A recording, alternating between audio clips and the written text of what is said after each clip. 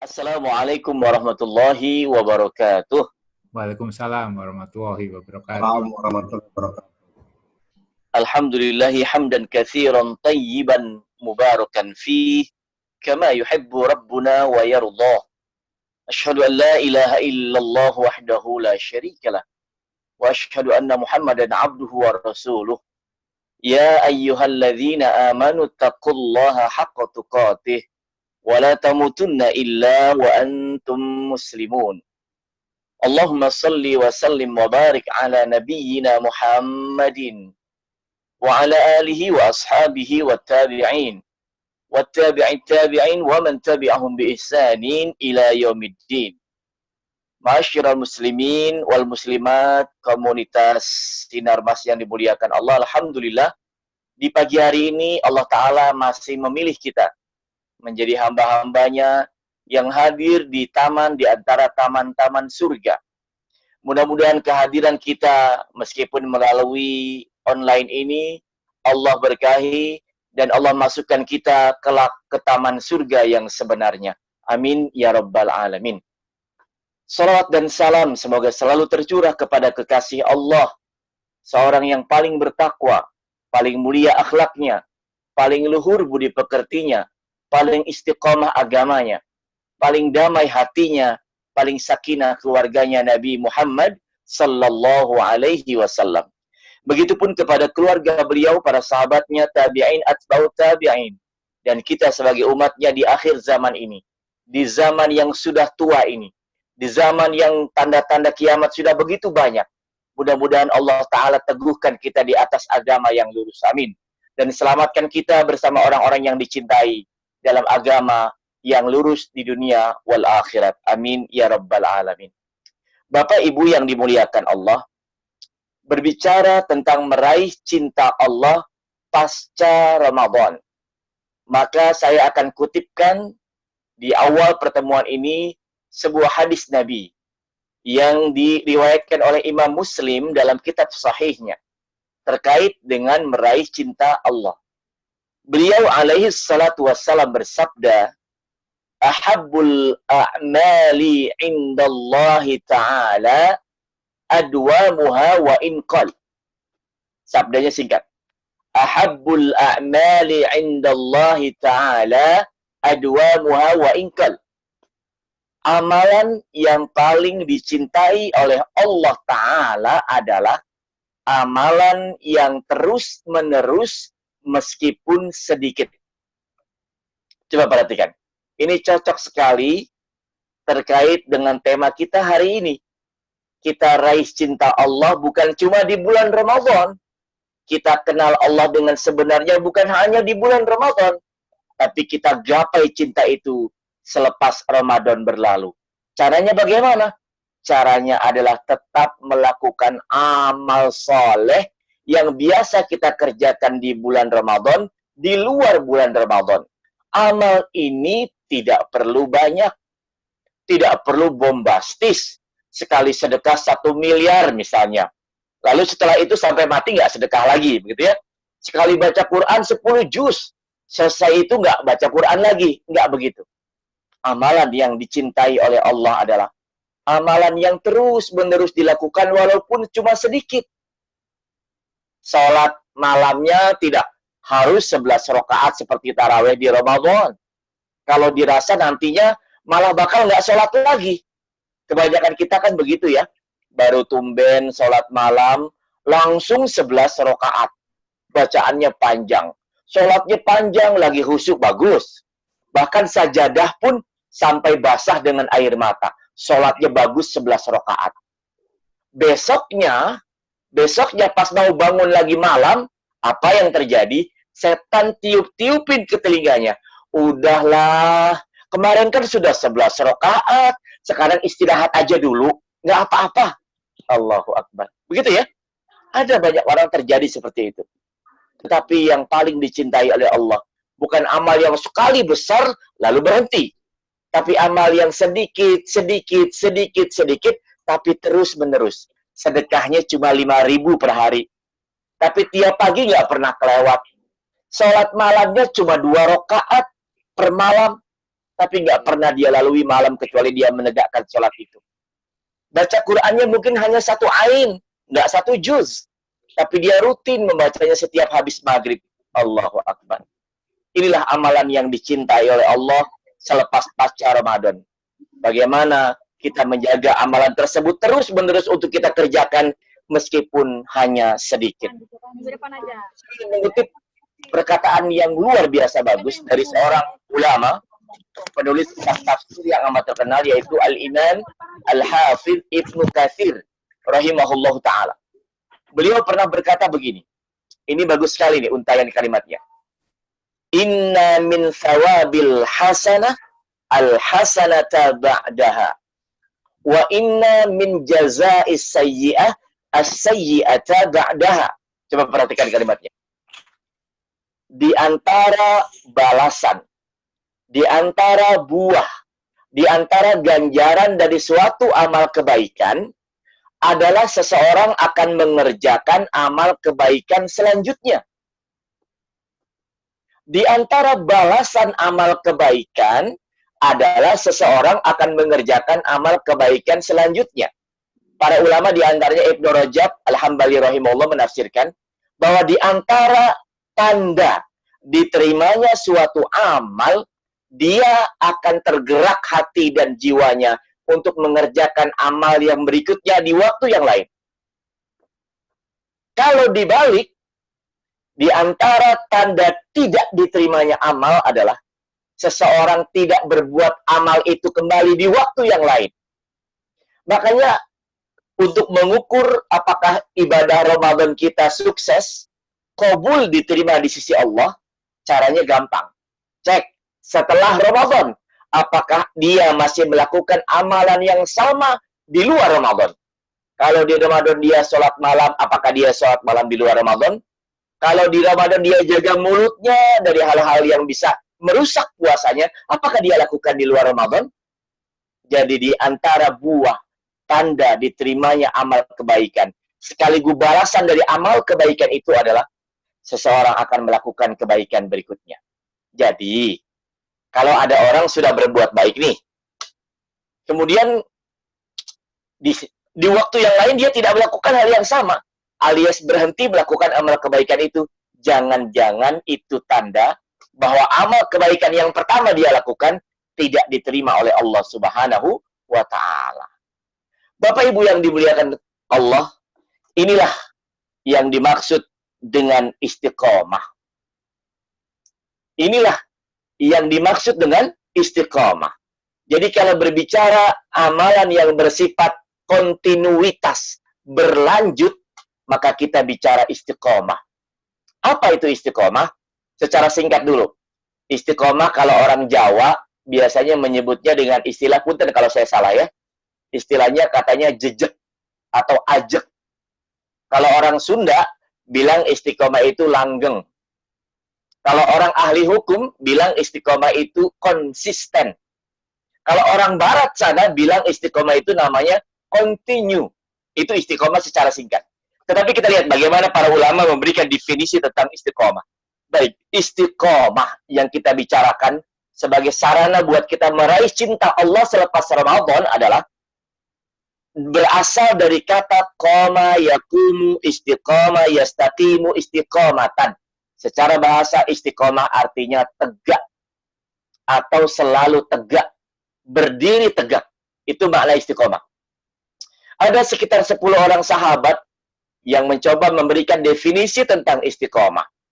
Imam Al-Qurtubi mencoba mengumpulkan semua pendapat tentang istiqomah dari kalangan para sahabat, tetapi inti atau kesimpulannya satu, bahwa istiqomah itu adalah tetap konsisten. Tetap konsisten untuk taat kepada Allah, baik dalam akidah, perkataan, maupun perbuatan. Ini selaras dengan perkataan Al-Imam An-Nawawi rahimahullahu ta'ala tentang definisi istiqomah yang cantik, singkat, lagi padat. Apa kata Imam An-Nawawi? Istiqomah itu luzumu ta'atillah. Bisa dihafal tuh. Istiqomah adalah luzumu ta'atillah. Melazimkan diri, membiasakan diri dalam ketaatan kepada Allah Subhanahu wa taala. Inilah istiqomah, pilar penting dalam agama Islam. Bapak Ibu yang dimuliakan Allah, coba. Kita bayangkan, andai tidak ada istiqomah, hari ini sholat, besok libur, betul? Andai tidak ada istiqomah, hari ini baca Quran, besok libur. Andai tidak ada istiqomah, mushaf Al-Quran akan dibiarkan berdebu, masjid-masjid kembali kosong, sedekah tidak lagi dilakukan. Andai tidak ada istiqomah, bisa rusak agama ini. Orang cuma beramal sekali doang. Iya kan? Bisa rusak. Makanya istiqomah itu pilar penting dalam agama Islam. Yang membuat tegaknya agama dalam diri seseorang. Sekali dia mengakui Tuhannya Allah. Sekali dia sholat. Sampai mati, dia jagain amal kebaikan itu. Tetap dikerjakan. Inilah istiqomah. Konsisten, melazimkan diri dalam melakukan amal ketaatan kepada Allah Subhanahu wa ta'ala. Dan berbicara tentang istiqomah dalam konteks yang luas, bukan cuma dalam konteks keagamaan, maka saya ingin sampaikan di forum ini. Tidak ada satupun bidang kehidupan yang bisa sukses tanpa menyertakan istiqomah di dalamnya. Betul? Coba kita lihat. Siapa tokoh-tokoh yang terkenal sukses di alam dunia ini? Tokoh dari barat ke, non-muslim ke, silakan. Tidak ada kesuksesan yang bisa mereka gapai di bidang kehidupan kecuali dasarnya adalah istiqomah, konsisten tetap mengerjakan sampai berhasil. Begitu ya? Dulu kita waktu bawa mobil takutnya minta ampun, dikit-dikit mungkin nyerempet ke kanan ke kiri, nggak stabil. Tapi kita istiqomah, konsisten terus latihan, bisa bawa mobil. Dulu nggak kebayang tuh, orang bikin desain grafis di komputer, mengetik pakai Microsoft Word gitu kan. Dulu kita mungkin, termasuk yang ketinggalan teknologi. Tapi begitu kita tekuni, kita jalani, kita bisa tuh. Ibu-ibu waktu pertama menikah dengan suami, mungkin kalau masak keasinan, begitu ya. Kalau bikin kopi kemanisan, begitu ya. Bapak-bapak dulu waktu masih pertama bekerja, mungkin masih banyak melakukan kesalahan di kantornya. Tapi dengan istiqomah, dengan konsisten, dengan tekun dan telaten, semua kesuksesan bisa digapai. Tinggal tunggu waktu. Makanya Allah katakan dalam Al-Quran, وَالَّذِينَ جَاهَدُوا فِينَا لَنَهْدِيَنَّهُمْ سُبُلَنَا. Lihat Al-Ankabut ayat terakhir. Al-Ankabut ayat terakhir. Siapa orang yang bersungguh-sungguh, ya kan, untuk menempuh jalan kami, maka kami akan tunjukkan jalan kami itu kepada mereka. Bahasa kerennya hari ini, man jadda wajada. Begitu ya? Man jadda wajada. Siapa yang berusaha keras akan mendapatkannya. Begitulah istiqomah. Kunci kesuksesan apapun, termasuk kunci kesuksesan akhirat, selamat di alam kubur. Alam kubur kan sebentar lagi ya. Alam pertama sebelum akhirat yang sebenarnya, alam kubur dulu kita akan temui. Sukses di alam kubur bisa menjawab pertanyaan malaikat, ditemani dengan orang-orang yang cantik rupawan berupa amal soleh kita. Istiqomah obatnya. Ingin menggapai kesuksesan di akhirat, bersama-sama istri dan anak-anak mengetuk pintu surga bersama-sama, masuk ke dalam surga, menatap wajah Allah Ta'ala, istiqomah modalnya. Tapi kalau kita biarkan anak-anak kita hari ini ngapalin Quran, besok main game, sampai lupa hafalannya, nggak istiqomah namanya. Kalau hari ini, di bulan Ramadan kemarin, kita bersama-sama sholat tarawih, berjamaah sholat malam, lalu hari ini kita lupakan sholat itu, istri nggak sholat malam, anak lupa bangun malam, nggak istiqomah namanya. Maka perlu apa yang namanya istiqomah. Dan kembali ke awal, meraih kecintaan Allah, istiqomah itu nggak perlu sekaligus banyak, sedikit-sedikit saja. Kalau bicara terminologi dosa, siapa orang yang nggak punya dosa? Mungkin ada juga orang yang punya dosa besar. Tapi perhatikan dengan baik. Tidak ada dosa kecil kalau dilakukan terus-menerus. Lama-lama jadi dosa besar.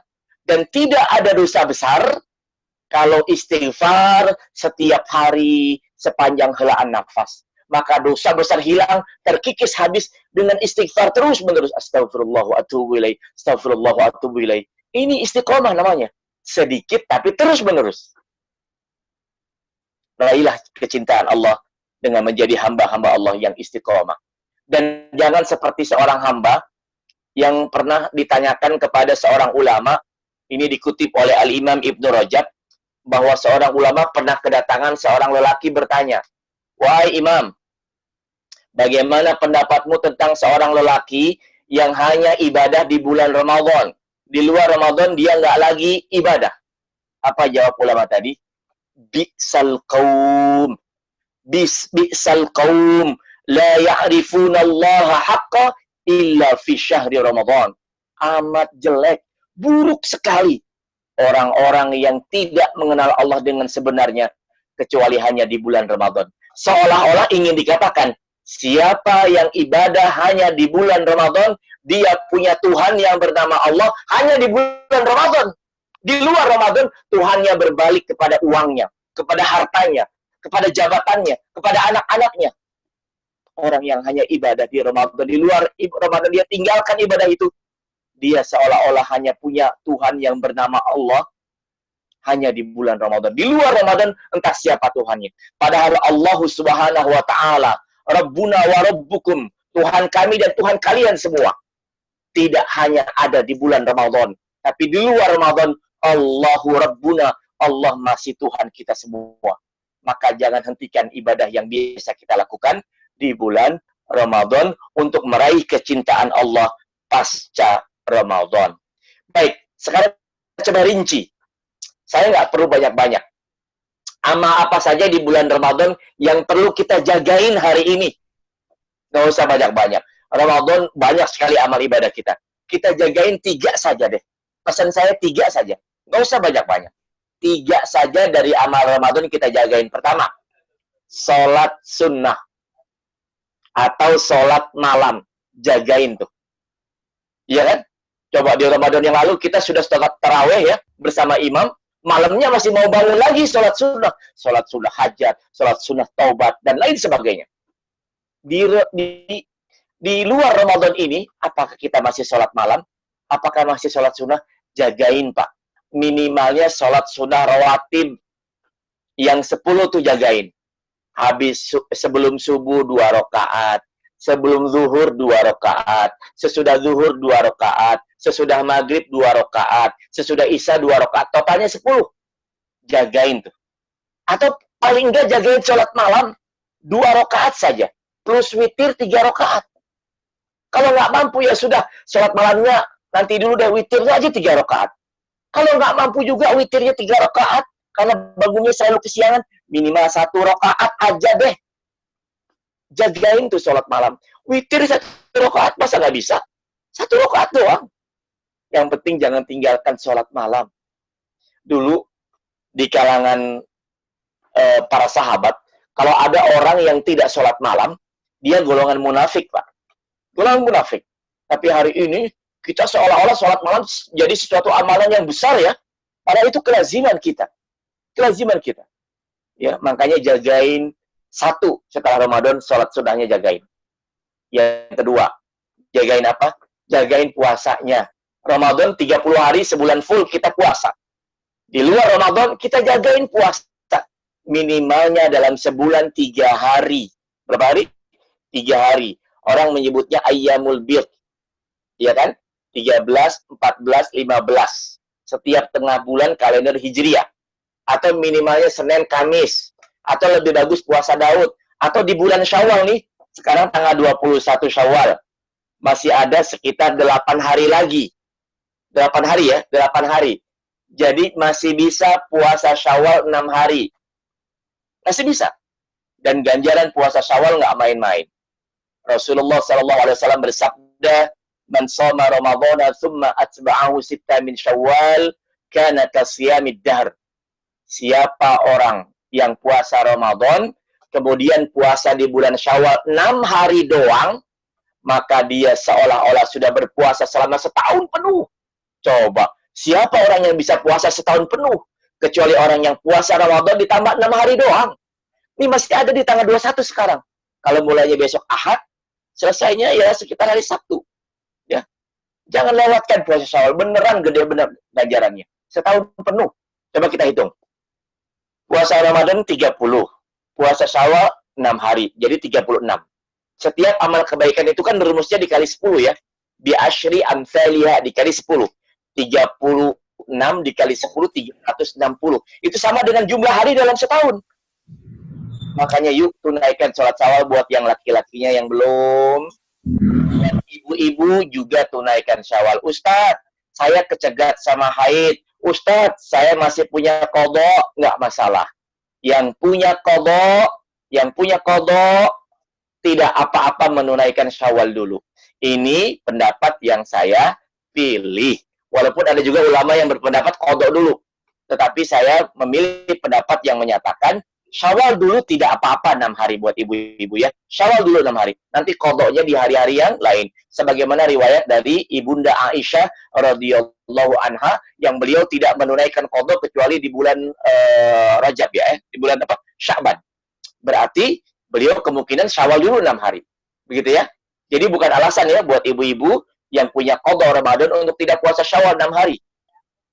Caranya gampang. Caranya mumpung masih terbiasa puasa, kami punten pisan di keluarga kami, di keluarga saya, itu Pak di hari ketiga, itu kita sahur bareng lagi. Jadi kebiasaan sahur bareng, buka puasa bareng, itu kita jagain tuh di hari ketiga. Jadi masih semangat anak-anak berpuasa. 6 hari kita tuntaskan berturut-turut. Caranya begitu.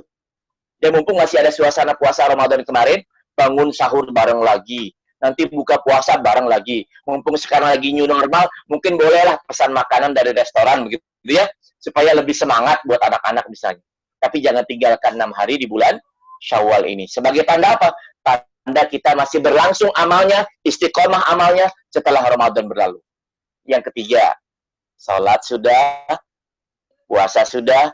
Yang ketiga, jagain semangat berbagi. Sedekah. Kalau di bulan Ramadan kemarin ada yang orang menunaikan zakatul mal setahun sekali. Ada juga yang wajib setiap individu zakatul fitri. Ya kan? Membayar zakat fitri berupa beras. Maka di bulan Syawal dan seterusnya ini, jagain sedekah kita. Jagain sedekah kita. Ya minimalnya tadi saya bilang, nih suami pergi ke masjid, kan sekarang udah boleh pergi ke masjid ya. Pergi ke masjid, bawa 5.000 perak.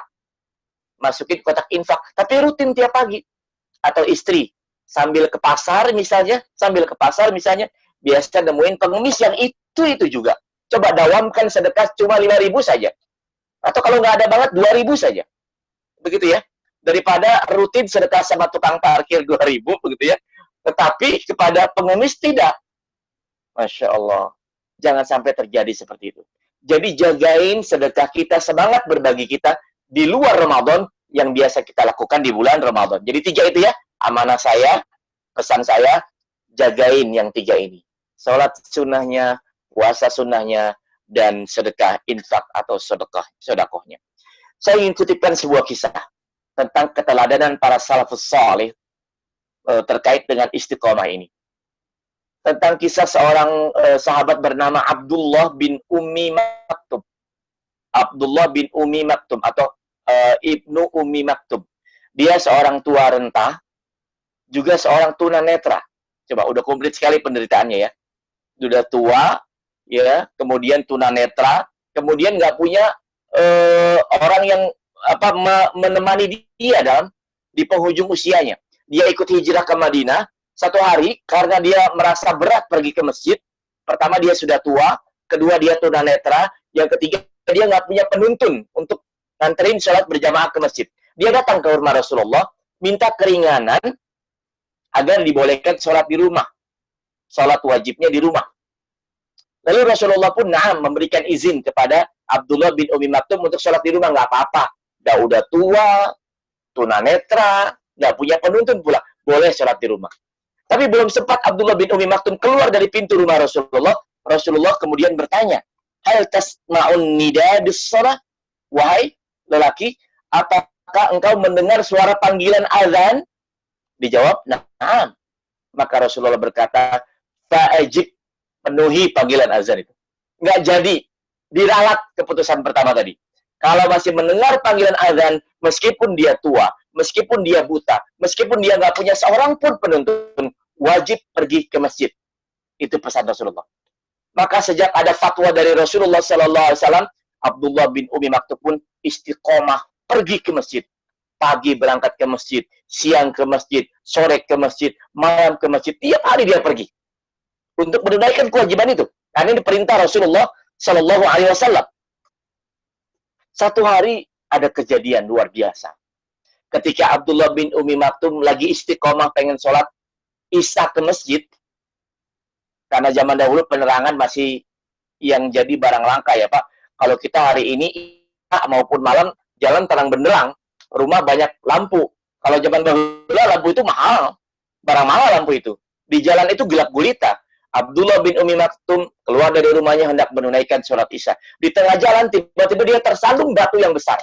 Tersandung batu, kepalanya berdarah, mukanya berdarah. Apa yang dia lakukan? Kalau kita mungkin balik ke rumah, betul ya? Balik ke rumah, udahlah ada uzur, jatuh gitu ya. Beliau tetap bangun, lalu tetap pergi ke masjid. Allahu Akbar.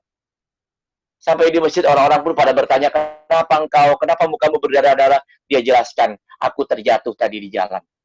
Allahu Akbar. Selesai sholat Isya, mau pulang ke rumah, ya tiba-tiba ada seorang lelaki, anak muda, menghampiri Abdullah bin Umi Maktum. Kemudian mengantarkan, menuntun Abdullah bin Umi Maktum pulang ke rumahnya. Baik banget nih lelaki. Ya kan? Baik banget nih lelaki. Mungkin dia kasihan terhadap Abdullah bin Umi Maktum. Besok paginya sholat subuh diantar pula oleh lelaki yang sama ke masjid. Pulangnya juga diantar. Siangnya diantar. Ya kan? Sorenya diantar. Terus pulang pergi diantar oleh lelaki tadi. Sampai kemudian ada satu waktu Abdullah bin Umi Maktum penasaran. Siapa gerangan lelaki itu? Sudah berbaik hati mengantarkannya pergi ke masjid setiap hendak berangkat maupun pulang dari masjid. Allahu Akbar. Akhirnya Abdullah bin Umi Maktum pun bertanya kepada lelaki tadi, wahai lelaki yang baik hati, engkau telah berbaik hati mengantarkanku pergi ke masjid dan pulang dari masjid. Aku ingin tahu siapa gerangan dirimu. Apa jawaban lelaki tadi? Lelaki itu berkata, tidak, aku tidak akan memberitahu siapa aku, siapa namaku. Aku tidak akan memberitahu. Jawab si lelaki tadi. Lalu Abdullah bin Umi Maktum pun memaksa. Kalau begitu, kalau engkau tidak mau memberitahu siapa namamu, siapa kamu, kenapa kamu sudah berbuat baik kepadaku, aku tidak sudi lagi diantar olehmu. Allahu Akbar. Maka lelaki itu pun akhirnya ya mengatakan siapa dirinya. Ya karena dipaksa oleh Abdullah dan bin Umi Maktum ya dan diancam tidak mau lagi diantar. Akhirnya lelaki tadi berkata, ketahui olehmu bahwa wahai pria buta, bahwa aku adalah syaitan. Siapa Pak? Syaitan. Abdullah bin Umi Maktum terkaget-kaget mendengar jawaban si lelaki tadi. Bagaimana mungkin seorang syaitan mengantarkan dia pergi ke masjid, kembali ke rumahnya setiap hari begitu? Bagaimana mungkin ditanya? Lalu apa alasanmu, duhai syaitan, duhai musuh Allah, mengantarkan aku pergi ke masjid dan kembali dari masjid? Dijawab oleh lelaki tadi, duhai kakek, ingatkah engkau kejadian malam hari ketika engkau hendak sholat Isya, engkau terjatuh di tengah jalan, lalu mukamu berdarah-darah, tapi engkau tetap pergi ke masjid? Dijawab oleh Abdullah bin Umi Maktum, ya, aku ingat. Ketahuilah olehmu, ketika kejadian itu, ketika engkau terjatuh mukamu berdarah, tapi engkau tetap pergi ke masjid, ketika itu Allah Ta'ala telah mengampuni setengah dari dosamu. Jadi setengah dari dosa Abdullah bin Umi Maktum dengan kejadian tadi diampuni oleh Allah. Maka kata si syaitan tadi, dan aku tidak ingin engkau jatuh untuk yang kedua kalinya, yang mengakibatkan engkau dapat pengampunan setengah dosa lagi, sehingga engkau pun hilang semua dosanya. Allahu Akbar. Allahu Akbar. Ini keberkahan istiqomah. Dan kisah ini saya kutip dari kitab Suwar min Hayatis Sahabah. Ya, betapa istiqomah memberikan pengaruh dahsyat bagi jiwa manusia. Lalu ada kisah lain. Kisah seorang sahabat Nabi bernama Mihran. Nama aslinya Mihran. Tetapi dia dijuluki oleh Nabi dengan nama Safinah. Safinah itu artinya perahu atau kapal. Kenapa si Mihran ini diberi nama atau dijuluki Safinah? Karena si Mihran ini suka sekali membawa barang-barang para sahabat. Juga barang-barangnya Rasulullah. Setiap Rasulullah dan para sahabatnya hendak pergi ke suatu tempat, dibawain tuh barang-barangnya oleh si Mihran yang kemudian dijuluki oleh Rasulullah dengan nama Safinah. Satu hari si Mihran sedang bebas tugas. Dia hendak berpergian ke satu tempat, berlayar menggunakan perahu. Ketika perahunya itu sudah melewati bibir pantai, ada di tengah lautan, tiba-tiba ada kejadian luar biasa, perahunya pecah. Semua penumpangnya tenggelam. Dan si Mihran ini, si Safinah ini, tertatih-tatih meraih batang kayu, kemudian kayu itu mendaratkannya di sebuah pesisir pulau. Mendarat di situ, kemudian si Safinah ini atau si Mihran ini bangun, kemudian hendak melanjutkan perjalanannya yang tadi dia tercegah oleh perahunya yang pecah. Di tengah perjalanan apa yang terjadi? Tiba-tiba seekor singa besar menghalangi perjalanannya. Nggak ada orang waktu itu. Nggak bisa minta tolong siapa-siapa. Tapi singa besar ada di hadapannya menghalangi jalannya. Apa yang dilakukan oleh si Mihran ini? Ya, kisah ini saya ikuti dari kitab Syiar A'lam An-Nubala. Dia berkata kepada singa tadi, wahai hamba Allah, wahai makhluk ciptaan Allah, ketahuilah bahwa aku ini adalah budak Rasulullah. Allahu Akbar. Budak Rasulullah. Apa yang terjadi? Si singa tadi tiba-tiba saja tidak jadi hendak menerkam. Malah menunjuki jalan kepada si Mihran ke tempat yang ingin dia tuju. Allahu Akbar. Inilah berkah dari istiqomah. Berkah dari istiqomah. Ya, ada lagi kisah unik. Kali ini kisah seorang imam madhab bernama Imam Ahmad bin Hanbal rahimahullah ta'ala. Imam madhab yang keempat. Seorang yang soleh dan banyak hafal hadis. Ya, imam madhab yaitu Imam Ahmad bin Hanbal. Satu hari Imam Ahmad sedang berada di masjid bersama para sahabatnya. Tiba-tiba datang Amirul Mukminin, ya, Amirul Mukminin khalifah, yaitu Khalifah Al-Abbas Al-Mutawakkil. Datang ke masjid untuk menemui Imam Ahmad. Lalu menyampaikan hajatnya. Apa perkataan presiden? Coba bayangin, Pak. Presiden mendatangi ulama di masjid. Ya. Jadi yang benar itu bukan ulama mendatangi umaro, tapi umaro yang mendatangi ulama. Itu yang benar ya. Bagaimana terjadi kejadian ini ya? Seorang presiden mendatangi Imam Ahmad di masjid. Kemudian berkata kepada Imam Ahmad untuk meminta tolong agar Imam Ahmad mendoakan temannya yang bernama Jariyah. Temannya yang bernama Jariyah yang sedang kemasukan jin atau kerasukan syaitan. Ya, ada penyakit kemasukan setan itu ada, kemasukan jin sehingga meracau segala macam nggak jelas karena dirinya jiwanya dikuasai oleh jin. Dia minta Imam Ahmad mendoakan sahabat yang bernama Jariyah. Apa yang dilakukan oleh Imam Ahmad? Dia pun lalu mendoakan sahabat dari presiden tadi, ya Al-Abbas Al-Mutawakkil. Kemudian Imam Ahmad mengambil sebelah dari sandal jepitnya, ya, lalu diberikan kepada Al-Abbas Al-Mutawakkil agar dibawa ke rumah ke tempat Jariyah berada. Kemudian katakan kepada Jariyah atau jin yang menghuni tubuh Jariyah, katakan kepadanya, wahai jin, keluarlah engkau dari tubuh ini atau aku akan memukul dengan sendal Imam Ahmad ini 70 kali. Maka Al-Abbas Al-Mutawakkil pun kembali ke rumahnya, kemudian membawa sendal jepit, sebelah sendal jepit dari Imam Ahmad bin Hanbal. Kemudian mengatakan perkataan yang sama terhadap apa? Terhadap jin yang merasuki tubuh Jariyah. Ya, mengatakan perkataan yang sama, duhai jin, keluar kamu dari tubuh ini. Kalau kamu nggak mau keluar, aku akan pukul 70 kali dengan sendal Imam Ahmad ini. Apa yang terjadi? Tiba-tiba saja jin tadi pun berteriak lalu berkata, apa perkataan jin? As-sam'u ta'ah. Law amarna Ahmad alla nuqima bil Iraq ma aqamna bihi. Innahu ata'a Allah wa man ata'a Allah ata'ahu kulla syai'. Gak usah kata jin tadi. Aku dengar kok dan aku taat. Bahkan handai Imam Ahmad menyuruhku pergi ke Irak supaya pergi ke tempat yang jauh, aku akan taati dia. Kenapa? Karena Imam Ahmad orang yang taat kepada Allah. Siapa yang taat kepada Allah, maka segala sesuatu taat kepadanya. Allahu Akbar. Inilah berkah dari ketaatan yang terus-menerus. Inilah keberkahan dari istiqomah. Baik, kita bahas sekarang tentang keutamaan dari istiqomah. Sekaligus dalil yang menjadi landasan supaya kita bersikap istiqomah. Ya, tadi seperti biasa, alur pembahasan kita balik ya Pak. Pembahasan dulu, uraian dulu, baru kita masuk ke dalilnya. Sebab kalau dalil dulu, baru pembahasan biasanya bosan. Sekarang kita bahas dalil intinya ya, tentang istiqomah dari Al-Quranul Karim, surah ke-41, surah Fussilat, atau surah Hamim As-Sajadah, surah Fussilat ayat ke-30. Silakan nanti dicatat, diingat-ingat, atau dibuka Al-Qurannya, surah Fussilat ayat ke-30. Allah Ta'ala berfirman dalam surah ini, A'udzubillahi minasyaitonir rajim.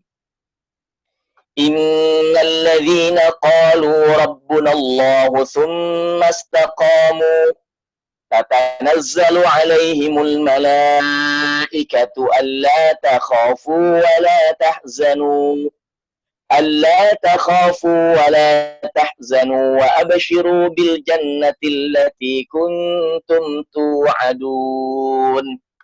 Allah Ta'ala berfirman, Innal ladzina qalu, sungguh orang-orang yang berkata, Rabbuna Allah, Tuhan kami adalah Allah. Perhatikan ayatnya ya. Sesungguhnya orang-orang yang berkata Tuhan kami adalah Allah, tsumastaqamu, kemudian dia istiqomah, jagain sampai mati Tuhannya Allah, selalu menyembah Allah, sholat kepada Allah, bayar zakat karena Allah, berbuat baik karena Allah, Tuhannya Allah, lalu istiqomah sampai mati dijagain. Apa yang terjadi? Tatanazzalu alaihimul malaikatu alla takhafu wa la tahzanu wa abshiru bil jannah. Akan turun kepada mereka malaikat-malaikat yang akan berkata kepadanya. Jadi ini hadiah buat orang yang istiqomah. Ini keutamaan, ini ganjarannya. Ayo, kita semua insya Allah istiqomah. Kita mengaku Tuhan kita Allah. Kita jagain sampai mati, kita istiqomah di atasnya. Insya Allah akan turun kepada kita, kepada orang-orang yang istiqomah, malaikat-malaikat untuk berkata. Sebentar. Malaikat akan turun kepada orang-orang yang istiqomah itu secara langsung, tidak pakai perantara. Dan malaikat akan menemui seorang hamba minimalnya 3 kali, ya, yaitu pertama di akhirat, kedua di alam kubur, ketiga saat kematiannya. Saya katakan di forum ini, wallah, demi Allah, siapapun yang ada di forum ini pasti akan bertemu malaikat di saat kematiannya. Malaikat akan datang kepada orang-orang yang akan dicabut nyawanya. Untuk orang yang istiqomah, malaikat spesial datang untuk mengatakan perkataan seperti di Fussilat ayat 30. Makanya Bapak Ibu yang dimuliakan Allah, pernah nggak kita dengar ada orang yang mau meninggal dunia, orang yang mau meninggal nih, lalu ngomong begini, tuh tamunya sudah datang. Ya kalau bahasa Sundanya, tamunya tos sumping. Ini kejadian dialami langsung oleh kakak saya. Ya, menjelang wafatnya, dia hanya berdua dengan suaminya di rumah sakit. Tiba-tiba, ya si kakak saya yang perempuan ini berkata, punten, tamuna tos sumping, bahasa Sunda. Maaf, itu tamunya udah pada datang. Padahal nggak ada siapa-siapa. Itulah rombongan malaikat yang akan menjumpai setiap manusia yang akan dicabut ajalnya. Tapi spesial buat orang-orang yang meraih cinta Allah selepas Ramadan dengan menjaga istiqomah, spesial buat mereka. Orang-orang yang istiqomah. Malaikat berkatanya perkataan yang indah. 3 hal. Pertama, malaikat berkata, alla takhafu, jangan kamu takut. Wala tahzanu, jangan kamu sedih. Wa abshiru bil jannah, dan bergembiralah kamu dengan surga allati kuntum tu'adun, yang sudah dijanjikan untukmu. Saya berdoa kepada Allah, mudah-mudahan yang hadir di forum ini hari ini, malaikat mengatakan 3 perkataan ini kepada kita ketika kita dicabut nyawa. Amin. Amin kan Pak, Bu? Amin. Jangan takut, jangan sedih, dan gembiralah dengan surga yang dijanjikan. Apa maknanya? Ya tafsirnya, jangan takut. Jangan takut terhadap apa? Mau dicabut nyawa, malaikat malah ngomong, jangan takut. Yaitu jangan takut terhadap kematian yang ada di depan matamu, terhadap alam kubur dan negeri akhirat. Jangan takut. Allah akan memberikan kamu keselamatan. Lalu kedua, mereka berkata, wala tahzanu, Jangan sedih. Jangan sedih dari apa?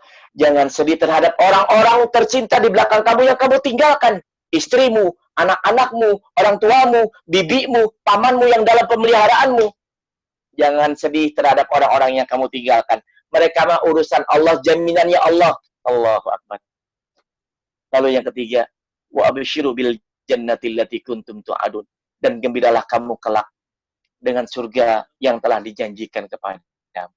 Inilah berkah luar biasa dari sikap yang bernama istiqomah. Hadirin yang dimuliakan Allah, Bapak Ibu yang dirahmati Allah. Terakhir, kita akan bahas 5 penjuru mata angin yang menjadi sikap seorang muslim selain istiqomah. Jadi istiqomah memerlukan perangkat lain ya, supaya lengkap 5-5-nya kita miliki.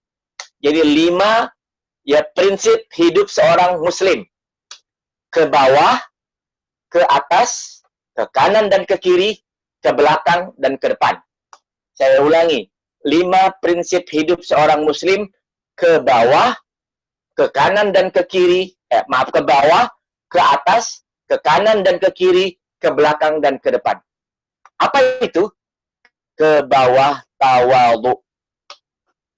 Ke bawah apa? Tawadhu. Ke atas ikhlas, ke kanan dan ke kiri sabar, ke belakang muhasabah, ke depan istiqomah. Saya ulangi, bisa dihafal ya. Ke bawah tawadhu, ke atas ikhlas, ke kanan dan ke kiri sabar, ke belakang muhasabah, ke depan istiqomah.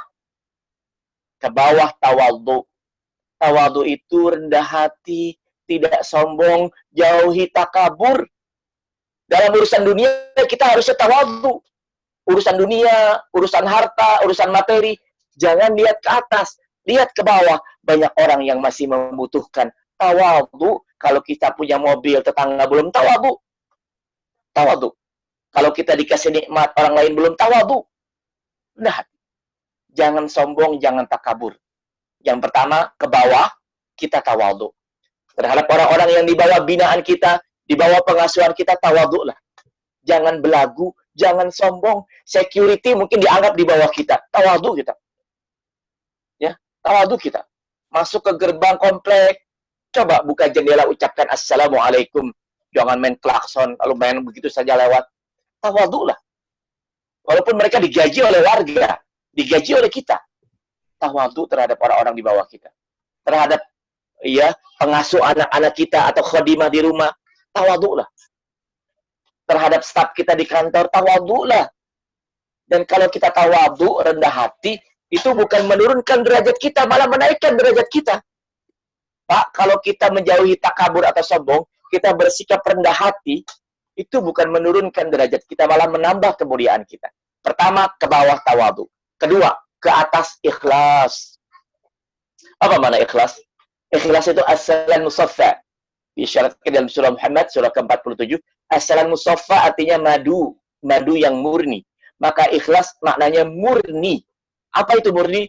Memurnikan ibadah, ketaatan, kebaikan hanya untuk Allah Subhanahu wa Ta'ala. Ke atas ikhlas. Kalau sudah berbuat baik, kalau sudah sedekah, hendaklah ikhlas semuanya karena Allah. Apapun yang kita lakukan di alam dunia ini berupa kebaikan, murnikan semua hanya untuk meraih keridhaan Allah Subhanahu wa Ta'ala. Ke bawah tawadhu, ke atas ikhlas. Lalu berikutnya ke kanan dan ke kiri sabar. Maknanya apa? Maknanya orang di sekeliling kita, nggak mungkin kita bisa membuat mereka semua puas. Nggak mungkin kita bisa membuat mereka semua suka sama kita. Selalu saja terjadi harapan tidak sesuai dengan kenyataan. Makanya harus sabar. Karena itu definisi sabar yang bagus adalah menahan diri tatkala kenyataan tidak sesuai dengan harapan terhadap suami, anak-anak, pembantu, orang tua, tetangga, rekan kantor, rekan bisnis, gitu ya, teman sejawat, sekitar kita. Sabar, banyakin sabar. Kalau nggak sabar, selalu ingin idealis, selalu ingin tercapai semua keinginannya, ya bagaimana mungkin kehidupan ini? Pengen membuat semua manusia senang sama dia, nggak mungkin. Nggak mungkin. Hanya orang gila yang berpikiran semua orang harus mencintai dia. Rasulullah saja, orang paling mulia dan agung, punya musuh. Apalagi kita, yang keponakannya Nabi juga, bukan? Begitu ya? Masya Allah. Jadi, ke kanan dan ke kiri, ke sekitar kita, banyak-banyak bersabar. Berikutnya, ke belakang. Muhasabah. Bimakna hisab. Mengkoreksi, introspeksi diri terhadap kejadian-kejadian di masa lampau untuk dijadikan pelajaran. Jangan diungkit-ungkit, jangan dikenang-kenang, jangan tergiur dengan kelezatan maksiat di masa lalu, jangan. Masa lalu lupakan, introspeksi, jadikan bahan untuk melangkah ke depan lebih baik lagi. Ke belakang muhasabah. Ingat dosa yang banyak. Makanya orang Islam yang benar itu melihat dosa itu seperti sebesar gunung. Dia kerepotan dengan dosanya. Boro-boro mikirin orang, dosanya aja banyak. Boro-boro membuka aib orang, dosanya sendiri banyak. Bagi orang yang benar, dosa itu sebesar gunung. Tapi bagi orang yang imannya lemah, dosa itu ibarat sebuah nyamuk yang nyangkut di tubuhnya, tinggal dia tepuk. Nggak begitu. Ya, nggak begitu. Muhasabah, introspeksi diri. Pak, kalau kita tidur malam hari, di saat sudah sunyi, suasana sudah gelap, sanak famili sudah tidur, kita seorang diri. Jangan pernah kita memejamkan mata, kecuali dalam keadaan kita meminta ampunan kepada Allah atas dosa-dosa kita di masa yang lampau. Kita minta ampun, Allah pasti ampuni. Tapi kita biarkan mata terlelap tidur, ya tidur, tanpa meminta ampunan Allah, jangan-jangan besoknya nggak bangun lagi, belum sempat bertobat. Minimalnya kita ngomong, ya Allah, astagfirullah wa atubu ilaih. Ampuni dosa-dosaku di masa yang lampau, ya Allah. Aku belum mampu untuk menghindari dosa-dosa itu. Aku mohon maaf dan minta ampun kepadamu, ya Allah. Ampuni dosaku. Begitu aja ucapan. Mudah-mudahan walaupun dia nggak bangun pagi harinya, dia sudah diampuni dosa-dosanya. Jadi banyak muhasabah ya Pak. Ingat dosa di masa lalu. Lalu berikutnya, sekarang ke depan. Ke depan apa Pak? Istiqomah. Konsisten, langgeng, apalagi jejak ya, continue dalam melakukan kebaikan. Pokoknya tujuan kita adalah kebaikan. Tujuan kita selamat di alam kubur, selamat di akhirat, masuk surga bersama orang-orang tercinta. Itu tujuan goal kita. Jadi kalau anak juara olimpiade, naik kelas dengan nilai yang sempurna, belum tujuan utama, Pak. Ya, atau anak pertama kita kerja di BUMN dengan gaji yang besar, bukan tujuan utama. Istiqomah itu tujuan utama, itu akhirat, Pak. Akhirat itu tujuan utama. Pak, sedihlah kita kalau anak kita diterima kerja di BUMN dengan gaji yang besar, tapi hafalan Qur'annya hilang. Sedihlah kita. Karena tujuan utama kita akhirat, bukan dunia. Coba, berapa lama lagi kita tinggal di alam dunia? Ya, berapa lama lagi? Saya berdasarkan gambaran yang diberikan oleh Kementerian Sosial saja, orang yang berusia 46 ke atas, 46 itu sudah manula awal, Pak, disebutnya. Saya usia sudah 46. Udah manula awal. Padahal baru kemarin lulus SMA, tapi sudah dibilang manula awal oleh Kemenkes, gitu ya. Masya Allah. Hidup sebentar. Kalau tujuannya dunia, rugi kita, Pak. Rugi kita. Makanya raih cinta Allah selepas Ramadan dengan istiqomah dalam melakukan amal kebaikan, meskipun sedikit, tapi terus-menerus kita lakukan. Inilah prinsip hidup seorang muslim, ke bawah tawadhu, ke atas ikhlas, ke kanan dan ke kiri sabar, ke belakang muhasabah, ke depan istiqomah. Mudah-mudahan semua yang hadir di majelis ini diringankan langkahnya, diberikan kekuatan lahir dan batin untuk menjadi hamba-hamba Allah yang istiqomah, dan kita bisa bersama-sama kelak di alam surga, bertemu di sebagaimana kita bertemu di majelis ini. Amin ya rabbal alamin. Baik, masih ada waktu sepertinya buat kita untuk bertanya jawab. Saya kembalikan waktu kepada host. Silakan. Baik, Ustadz. Sudah ada banyak di pertanyaan, Ustadz.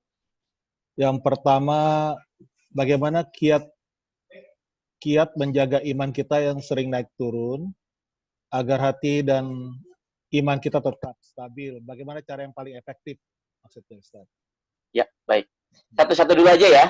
Ya, Ustadz. Ya. Cara yang paling efektif kurang lebih ada dua. Yang pertama, doa. Tidak ada yang paling besar pengaruhnya di sisi Allah kecuali doa seorang hamba. Banyaklah berdoa kepada Allah agar kita diselamatkan hatinya dan terus ditingkatkan imannya.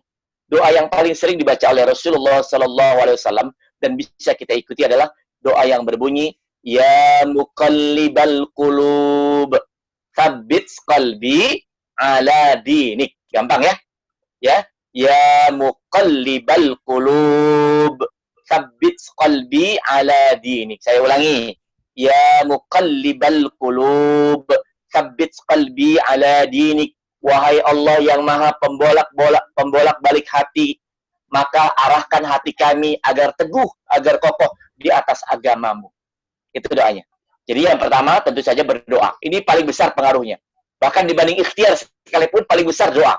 Tentu saja ikhtiar dan doa harus sejalan. Yang kedua orang sering menyebutnya dengan istilah punten, tombo ati. Ingat ya, tombo ati ada 5 perkaranya. Sebenarnya ini bukan semata-mata syair yang dibawakan oleh seorang penyanyi ya, tapi ini perkataan seorang ulama bernama Ibrahim Al-Khawas. Beliau berkata bahwa obat hati agar hati stabil sehingga istiqomah terjaga ada 5. Pertama, baca Al-Quran dan pahami maknanya. Yang kedua, rajin berpuasa atau mengosongkan perut. Yang ketiga, rajin sholat malam. Yang keempat, tunduk ya atau banyak istighfar atau berzikir sebelum sahur, perbanyak zikir. Dan yang kelima, berteman, berkumpul dengan orang-orang saleh. Insya Allah semua yang hadir di sini orang-orang saleh, amin. Dan pertemuan kita di tempat ini insya Allah menjaga keimanan kita sehingga kita menjadi istiqomah. Jadi itu ya jawabannya. Yang pertama, banyak berdoa dengan doa tadi saya ajarkan. Yang kedua, ya jalankan itu yang dikenal dengan istilah tombo hati. Silakan pertanyaan berikutnya, Pak. Baik, bagaimana hukumnya sedekah kepada non-muslim, Ustaz? Ya, sedekah kepada non-muslim hukumnya mubah, alias boleh. Tidak mengapa. Bahkan dalam 8 asnaf zakat, ya kan zakat itu dibagikan kepada 8 golongan. Ada satu golongan namanya mu'allaf, orang yang dibujuk hatinya supaya dia masuk Islam. Maka kalau kita ingin sedekah kepada non-muslim, tidak mengapa, tetap dicatat pahala. Tapi coba diselipkan dengan tujuan dan doa, supaya orang yang bersangkutan ditundukkan hatinya, kembali kepada fitrahnya, yaitu memeluk agama Allah Subhanahu wa Ta'ala, agama Islam. Jadi hukumnya boleh, Pak. Silakan. Baik, Ustadz. Pertanyaan selanjutnya ini sekarang zaman online, banyak menggunakan medsos, WA, FB, IG untuk melakukan sharing atau penjualan. Terkadang-kadang kita selfie dan upload. Ada yang menyatakan tidak boleh selfie, apalagi dilihat oleh banyak orang di dunia banyak. Bagaimana pendapat Ustadz untuk hal ini? Baik. Selfie di dunia maya. Kalau ada kepentingan dari selfie tersebut, ada keperluannya, ada kebutuhannya, maka itu tidak mengapa. Kalau orang lupa terhadap kita, kecuali kalau kita sudah selfie, kemudian kita tunjukkan foto kita, barulah dia ingat siapa kita, tidak mengapa. Apalagi itu terkait dengan urusan umat, urusan memperbanyak amal soleh, tidak mengapa. Tapi kalau tujuan dari selfie itu adalah untuk pamer kecantikan, pamer ketampanan, lalu banyak orang memuji, kemudian malah dikhawatirkan terkena penyakit ain, sebaiknya selfie itu dihindari. Ya. Jadi kalau ada kebutuhannya tidak mengapa. Tapi kalau tidak ada kebutuhannya, apalagi cuma sifatnya pamer. Ada ibu-ibu ngumpul, makan di restoran. Yang pertama dilakukan bukan baca doa untuk makan ketika makanan datang, tapi yang pertama dilakukan apa, Pak, Bu? Ambil kamera, difoto makanannya. Masya Allah. Ya, lalu sambil berselfie di sana. Apakah ini tidak menyakiti perasaan saudara-saudara kita yang nggak punya makanan? Yang nggak bisa hadir karena nggak punya uang? Sebaiknya dihindari yang seperti ini. Ya. Dan orang yang ria itu menghanguskan amal saleh. Ya, apalagi kalau dia pampang fotonya atau foto bersama anaknya, waliyadzubillah. Tiba-tiba ada orang yang hasad. Lalu dengan tatapan matanya, terkenalah anak tadi penyakit ain. Penyakit apa? Penyakit ain. Penyakit tatapan mata. Si anak menjadi demam. Maka kejadian ini pernah terjadi di zaman Rasulullah SAW. Orang yang terkena penyakit ain, obatnya susah, Pak. Obatnya susah. Apa obatnya?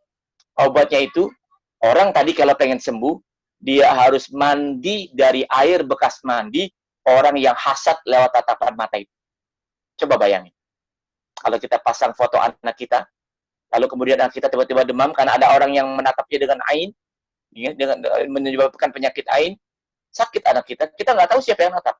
Kalau zaman Rasulullah kita tahu, kita tinggal minta kepada Rasulullah, siapa yang menyebabkan anakku demam, siapa yang menularkan penyakit ain kepada anakku, gitu ya.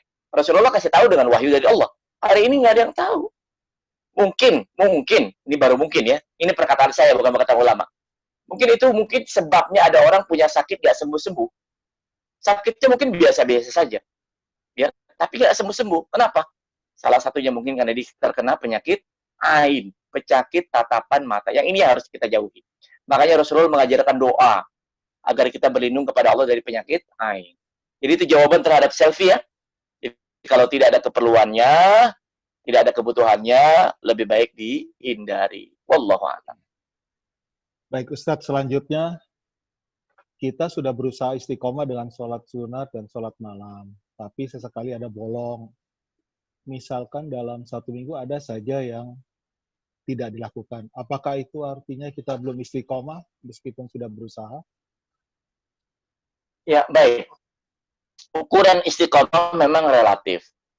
Ada kalanya seseorang berusaha untuk istiqomah melakukan satu amalia, tapi dia terhalang dengan sesuatu alias uzur. Maka kata Nabi SAW, orang yang biasa sholat malam, kemudian dia tidak sholat malam, karena dia sedang safar atau dia sedang sakit, maka dia tetap dicatat orang yang melakukan sholat malam. Ya, ini juga yang ramai kemarin tuh. Orang nggak bisa ke masjid, biasa ke masjid, nggak bisa ke masjid karena ada pandemi. Dia tidak ke masjid. Maka dia tetap dicatat pahalanya orang yang pergi ke masjid, meskipun sholat di rumah. Jadi, intinya tetaplah kita lakukan amal tersebut sebaik-baiknya. Perkara kita sudah istiqomah atau tidak, jangan tanya manusia, tapi tanyakan langsung kepada Allah Ta'ala. Yang kita cari keridhaan Allah Subhanahu Wa Ta'ala. Kalau kita ada lupa atau terlewat 1 hari, ya tidak mengapa. Yang penting di hari yang lain kita tetap melakukannya. Ada sebuah hadis tentang seorang muslim itu bisa futur. Futur itu menurun semangat ibadahnya.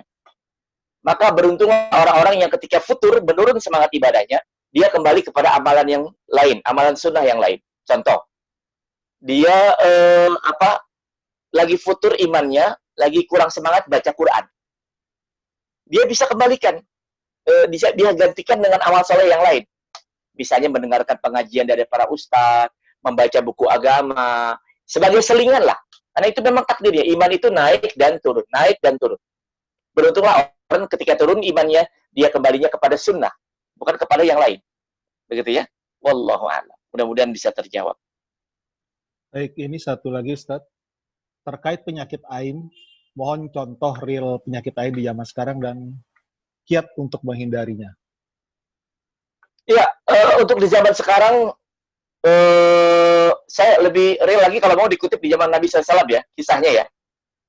Kisah seorang lelaki yang sedang mandi zaman dulu tuh orang jarang-jarang punya kamar mandi. Lalu mandinya di tempat yang tersembunyi agak jauh. Dia sedang mandi, ya dibuka pakaiannya semua. Kemudian lelaki ya, bukan perempuan. Tiba-tiba ada orang lewat, laki-laki lewat. Ya. Kemudian dia melihat tubuh dari lelaki itu. Tiba-tiba apa yang terjadi? Dia merasa iri hati, hasad melihat begitu indah tubuh dari lelaki yang sedang mandi itu. Cuma begitu kejadiannya. Tiba-tiba nggak lama lelaki yang sedang mandi itu yang terkena penyakit tatapan mata tadi, ain tadi, dia jatuh sakit. Sudah coba diobati dengan berbagai tabib, nggak juga sembuh. Lalu diadukan kepada Nabi SAW, maka Nabi mengatakan, orang ini terkena penyakit ain. Bagaimana obatnya? Obatnya Rasulullah menyuruh orang yang menularkan penyakit tersebut, Rasulullah tahu berdasarkan wahyu, agar dia, orang yang sakit tadi, mandi dari bekas mandinya orang yang menularkan penyakit ain tadi. Yaitu contoh real kejadiannya di zaman Nabi SAW. Kalau di zaman kini perkaranya adalah perkara yang nisbi. Karena kepastian ain seseorang hanya berdasarkan wahyu dari Allah Subhanahu wa Ta'ala. Sementara hari ini wahyu sudah terputus. Kecuali kita lihat gejalanya. Ya, kalau ada seorang anak tiba-tiba sakit, mungkin ada orang yang hasad kepadanya, lalu menjatuhkan tatapan ain ke matanya, menyebabkan dia menjadi sakit. Pak, kita sering lihat ya, anak kecil itu bola matanya indah sekali. Betul ya, Pak ya? Kalau kita bola mata kita mungkin udah banyak apa ya? Ada item-itemnya, tapi lihat bola mata anak kecil itu putihnya itu benar-benar putih. Hitamnya benar-benar hitam dan terpisah jelas antara yang putih dan yang hitam.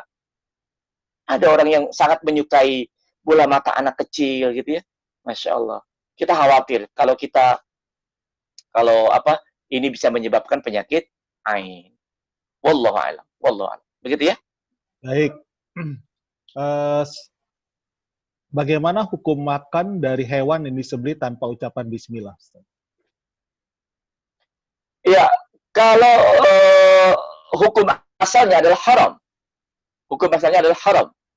Jadi haram memakan binatang sembelihan yang tidak menyebut nama Allah di dalamnya. Itu setara dengan haram memakan inzir, babi, ya, menyatakan apa lagi? Bangkai, ya. Itu setara keharamannya. Jadi hukum asalnya tidak diperbolehkan memakan binatang yang tidak disembelih dengan menyebut nama Allah Subhanahu wa taala. Begitu ya. Ini hukum asalnya. Mungkin pertanyaannya adalah, bagaimana Ustadz kalau saya sedang jalan-jalan ke Eropa? Saya nggak mungkin Ustadz saya verifikasi apakah makanan ini menyebut nama Allah atau tidak ketika menyembelihnya gitu. Atau nggak usah jauh-jauh deh. Kita mendapat kiriman makanan dari seorang non-muslim, begitu ya? Ya, misalnya ayam goreng atau apa ya, sate kambing yang kita tidak tahu apakah orang ini ketika menyembelihnya menyebut nama Allah atau tidak. Apa yang dilakukan? Apa kita makan atau tidak? Kejadian ini pernah terjadi pada Nabi Shallallahu Alaihi Wasallam. Beliau mendapat kiriman makanan dari seorang ahlul kitab. Apa yang beliau lakukan? Aisyah sempat bertanya, ya Rasulullah, bagaimana kalau ada begini dan begitu? Maksudnya mungkin ada sesuatu yang haram di dalamnya, begitu ya? Atau tidak menyebut nama Allah di dalamnya. Apa jawab Rasulullah SAW? Beliau cukup ucapkan Bismillah. Dapat kiriman makanan, makanlah. Ucapkan Bismillah. Asal tahu kita dengan jelas bahwa itu bukan makanan yang haram secara zat. Ya, secara zat bukan makanan yang haram. Saya daging babi, daging anjing nggak boleh. Ya, kita tahu itu makanan yang halal, zatnya halal, gitu ya. Tapi kita tidak tahu, dapat kiriman makanan dari non-muslim. Maka ucapkan Bismillah ketika memakannya, sebagaimana yang diajarkan oleh Nabi Shallallahu Alaihi Wasallam. Tapi kalau kita benar-benar mengetahuinya, jelas-jelas dia tidak menyebut nama Allah ketika menyembelihnya, maka hukumnya haram secara mutlak untuk kita memakannya. Allah alam. Mayoritas di grup ini, di grup yang hadir di pengajian ini, adalah orang-orang yang punya posisi penting di lingkungan Sinarmas. Nah, saya kaitkan ini dengan istijrat, Ustaz. Istijrat, jadi bagaimana istijrat ya. Jadi bagaimana nikmat Allah diberikan kepada kita, tetapi kita tidak sadar bahwa nikmat yang diberikan kepada kita itu sebenarnya ujian yang diberikan kepada kita, sehingga terus kita terjerumus ke dalam kesalahan-kesalahan di dalam hidup. Nah, bagaimana kira-kira kiatnya Ustadz supaya kita semua, terutama yang hadir di pengajian ini, bisa terhindar dari istijrat? Terima kasih. Baik, terima kasih. Ya, istidraj maknanya tipuan. Artinya apa? Seseorang yang diberikan nikmat berlimpah, tapi dia nggak pernah dekat dengan Allah. Maka itu namanya istidraj. Ada orang yang berkata, buat apa sholat? Sholat nggak sholat tetap aja, kalau miskin mah miskin. Nih, lihat dong gue, misalnya ya. Lihat dong saya, aku. Ya nggak pernah sholat, ya nggak pernah ibadah, tapi dia karir melesat. Nggak ada, yang penting kita kerja keras. Dia bilang begitu. Maka ini yang dinamakan istidraj. Orang yang jauh dari Allah, tapi karir duniawinya terus melesat, sesungguhnya dia sedang terkena tipuan. Nuwallihi ma tawalla wa nuslihi jahannam. Dipersilakan dia berpaling ke arah palingan yang dia mau, dan telah disiapkan buat dia sesuatu yang siksaan yang amat pedih. Jadi jangan sampai kita termasuk orang-orang yang istidraj. Caranya bagaimana supaya kita terhindar dari istidraj ini? Caranya adalah dengan kita mendekatkan diri kepada Allah Subhanahu wa taala. Ya. Yaitu kita ibadah kepada Allah. Lalu gunakan sebagian rezeki yang kita dapatkan dari pekerjaan kita itu untuk apa? Untuk membantu sesama, untuk bersedekah. Dikeluarkan infaknya supaya jadi halal. Jauhi sifat bakhil dan pelit, ya. Lihat saudara-saudara kita, tetangga kita, famili kita yang membutuhkan bantuan, bantulah. Lalu jaga dengan baik sholat 5 waktu kita. Tapi kalau itu semua tidak kita lakukan, kita tetap berleha-leha dengan kemewahan yang ada, toh nggak sholat pun, toh nggak berbuat baik pun, toh nggak baca Quran pun, tetap aja saya naik jadi manajer, naik jadi wakil direktur misalnya, maka inilah yang dinamakan istidraj. Dan ini sesuatu yang amat menyedihkan. Ya kita doakan mudah-mudahan kita semua, saudara-saudara kita dijauhkan dari istidraj ini. Dan mereka terpanggil hatinya kepada Allah untuk dekat dengan Allah. Jangan sampai kejadian sebaliknya. Apa kejadian sebaliknya? Kejadian sebaliknya adalah orang-orang yang ketika menjabat tidak dia gunakan sebaik-baiknya untuk menegakkan agama Allah, untuk membela kaum muslimin. Tapi giliran sudah pensiun, giliran sudah tidak ada lagi jabatan, giliran tanda tangannya sudah tidak laku lagi, baru mulai dekat dengan agama, mulai dekat dengan kaum muslimin. Jangan sampai terjadi seperti ini. Ya justru kesempatan yang ada sekarang, gunakan sebesar-besarnya untuk kaum muslimin, untuk kemajuan agama ini, untuk tegaknya kalimat Allah, untuk menebar kebaikan sebanyak-banyaknya kepada sesama manusia. Dan yang paling penting kata kuncinya, jangan pernah tinggalkan sholat. Ya, silakan Pak. Baik, ada satu pertanyaan lagi Ustadz ini. Mohon pencerahannya untuk puasa Syawal, apakah tingkat pahala beda antara yang berturut-turut 6 hari dengan yang dipisah 6 harinya tetapi masih di dalam bulan Syawal? Baik, terima kasih atas pertanyaannya yang luar biasa. Ya, puasa Syawal bertingkat-tingkat memang. Dan tingkatan semakin tinggi tentu pahalanya semakin besar. Ya, ada orang yang berpuasa Syawal paling tingkat tertinggi adalah hari kedua, 2 Syawal. Kalau 1 Syawal kan haram berpuasa. 2 Syawal dia sudah berpuasa, lalu dia selesaikan sampai 6 hari ke depan. Maka ini tingkatan paling tinggi. Tingkatan yang berikutnya adalah hari kedua sudah berpuasa. Tingkat kedua adalah berturut-turut tapi di hari yang lain. Tapi berturut-turut. Misalnya di hari ke-6, atau nanti nih, besok hari ke-22, 23, dan seterusnya. Tingkatan berikutnya adalah orang yang tidak berturut-turut dan juga ditunaikan bukan di tanggal 2 Syawal. Ini tingkatan yang ketiga. Yang mana yang kita mampu laksanakanlah. Tetapi secara umum, baik yang berturut-turut, baik yang di awal, baik yang tidak berturut-turut, semuanya tetap mendapatkan pahala sepuasa setahun penuh kalau dia berpuasa di bulan Ramadan. Hanya grading pahalanya berbeda di sisi Allah Subhanahu wa Ta'ala. Seperti orang yang sholat. Sholat juga berderajat ya. Padahal ilmunya sama, bacaannya sama ya. Tapi berderajat-derajat. Bergantung apa? Bergantung tingkat keikhlasannya. Wallahu a'lam. Begitu Pak, silakan. Baik, satu lagi nih ya masih ada. Zikir apa yang bisa membuat kita tidak keras hati? Iya, zikirnya banyak sekali ya. Saya bahas dulu yang selain amalan zikir ya. Memberi makan anak yatim. Itu bisa melunakkan hati. Sebagaimana riwayat dari Nabi SAW, bahwa ada seorang bertanya kepada Nabi, mengapa hatinya begitu keras, ya, membatu. Maka Rasulullah menganjurkan salah satunya agar banyak memberi makan anak yatim. Kalau zikirnya, semua zikir punya potensi yang sama untuk melunakkan hati. Ala bi dzikrillahi tatmainnul qulub. Semua zikir sama, punya potensi yang sama. Ya, bisa dengan subhanallah walhamdulillah wala ilaha illallah wallahu akbar, bisa dengan wala haula wala quwata illa billah, bisa dengan perbanyak istighfar astagfirullah wa atubu ilaih, bisa juga ditambah lagi dengan doa yang tadi saya ajarkan, ya muqallibal qulub tsabbit qalbi ala dinik.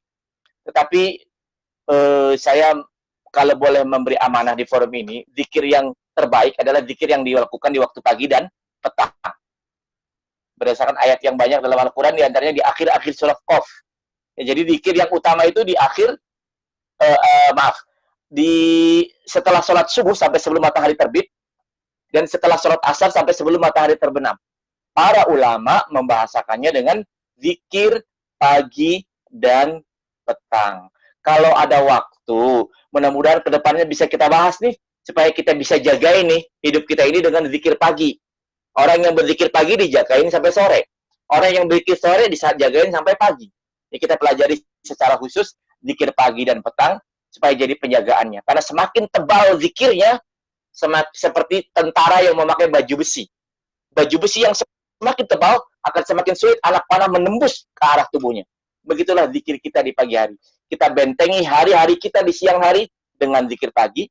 Kita bentengi hari-hari kita di malam hari sampai subuh hari dengan zikir sore. Wallahu a'lam. Baik, sahabat-sahabat yang dimuliakan Allah, mari kita tutup di penghujung pertemuan kita ini dengan berdoa kepada Allah Subhanahu wa taala. Mohon diaminkan. Mudah-mudahan di waktu yang penuh berkah ini Allah taala kabulkan semua permohonan dan doa-doa kita. Amin ya rabbal alamin. Amin. Astaghfirullah, astaghfirullah, astaghfirullah wa atubu ilaih. Allahumma salli wa sallim wa barik ala nabiyyina Muhammadin wa ala alihi wa ashabihi wa tabi'in wa tabi'it tabi'in wa man tabi'ahum bi ihsanin ila yaumiddin wa alaina ma'ahum bi rahmatika ya arhamar rahimin. Allahumma rabbana la tu'akhidna in nasina aw akhtana. ربنا ولا تحمل علينا إصرا كما حملته على الذين من قبلنا اللهم ربنا ولا تحملنا ما لا طاقة لنا به واعف عنا واغفر لنا وارحمنا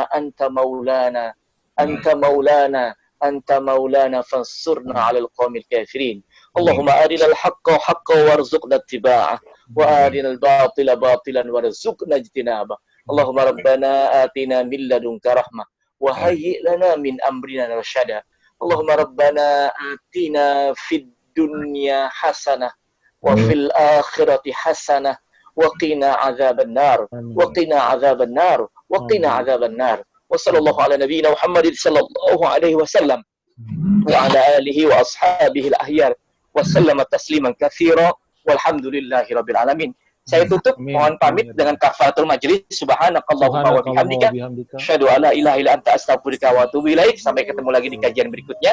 Assalamualaikum warahmatullahi wabarakatuh.